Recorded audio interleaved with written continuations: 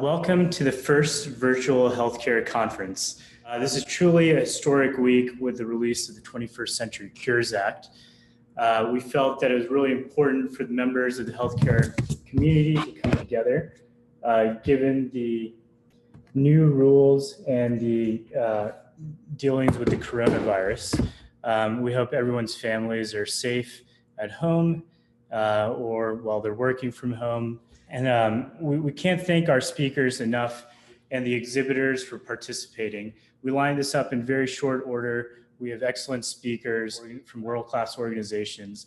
And today we're focused on the many participants in healthcare, the policymakers, the healthcare application vendors, the health plans, the providers, and the patients themselves. As a member of the healthcare community, technology community, we encourage you to stop by and visit our exhibitors. You can go to the exhibitors link on the website. We have about 50 organizations that will be exhibiting throughout the day. So those will all be live. And each exhibitor will have a link that you guys can click on that will make this really easy for you to meet and discuss with them. We think that the world is very different today with the new decade and healthcare interoperability being transformed from a integration approach to an API approach. The new rules have totally changed the way that people are making these integrations go live, and plenty of talk and discussion that we'll be having along these new rules, including Alexandra from the ONC, and from CMS, Don Rucker from the ONC, and many others participating throughout the conference. And today we also have FHIR APIs available. These FHIR APIs are really being kicked off by Graham Grieve, who's based out of Australia, and he sends his regards.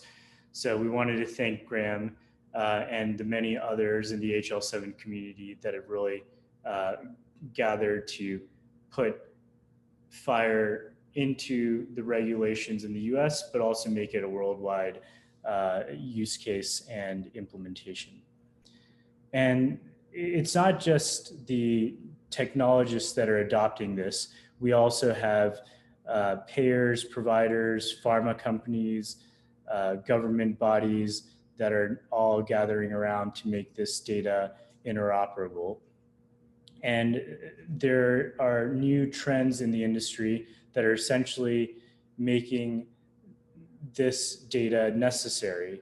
So there's a whole term of pay vider that is cropping up where organizations are interested not only in the care of the, not only in the events and the cost of the care, but also in the holistic being of the patient after they leave their walls.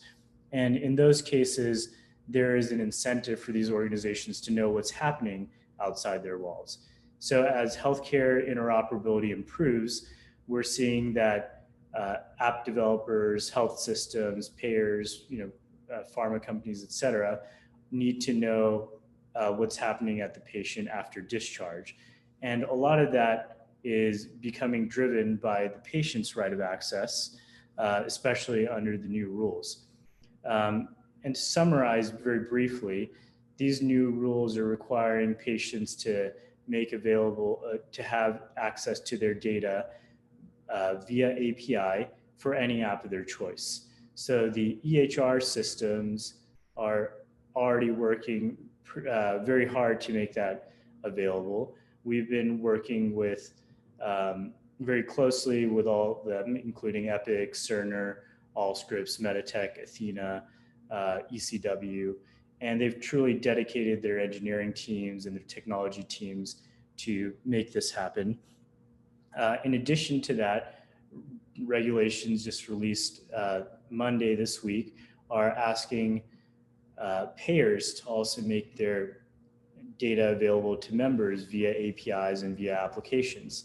So this is the beginning of a new world where we have claims and clinical data coming together in a way that was never done before, and giving control to the patient who is often interacting with both systems, not always aware of what's happening behind the walls with their data. So we'll be hosting a patient panel towards the end of today, which will really discuss that. And part of the new rules are also, as we just mentioned, requiring providers to share their data via APIs. So one of the panels will be led by Linnell James from Blue Cross Blue Shield Association, which will talk about how payers are enabling access to the same data from their walls to their patients.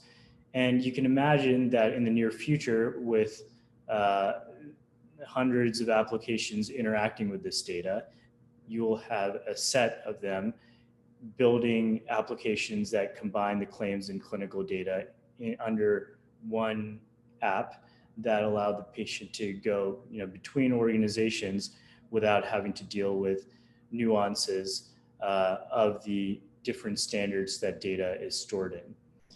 And we think that FHIR is really a central piece of this, and we'll be kicking off the event today with Rien Wertheim from the Netherlands at just 9:15, talking about how FHIR is making data available to many other applications and bringing together a FHIR Business Alliance with a number of other organizations that are participating together to really take this to the next level.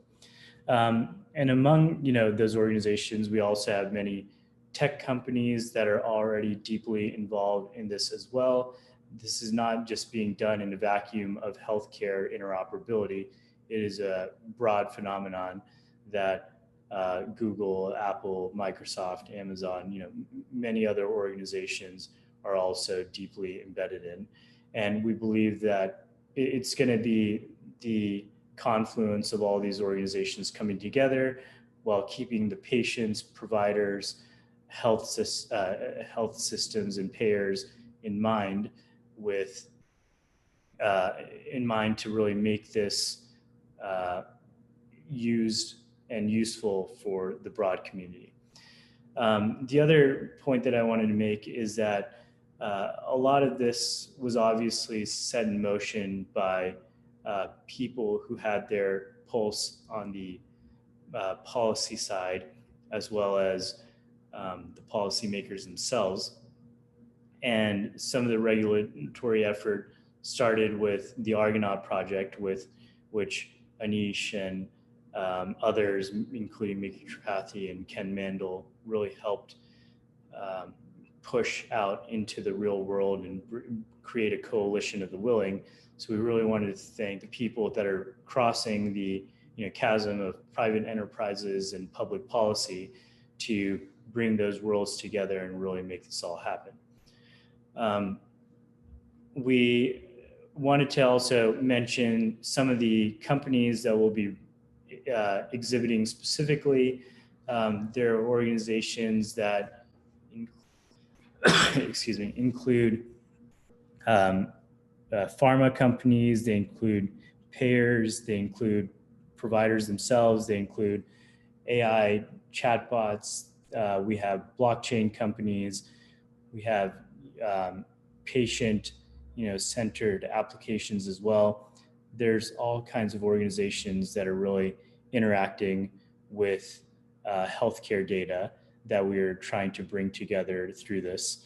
So we're really expecting that 2020 is the decade that will enable data to be transmitted between the data holders, which are the payers, the pharma companies, the providers on one side, and the app developers or the vendors on the other side, and not just those, but also other payers and pharma companies and providers, to make this data more liquid and enable creative thinkers or other organizations to be able to interact with it in a way that wasn't possible before.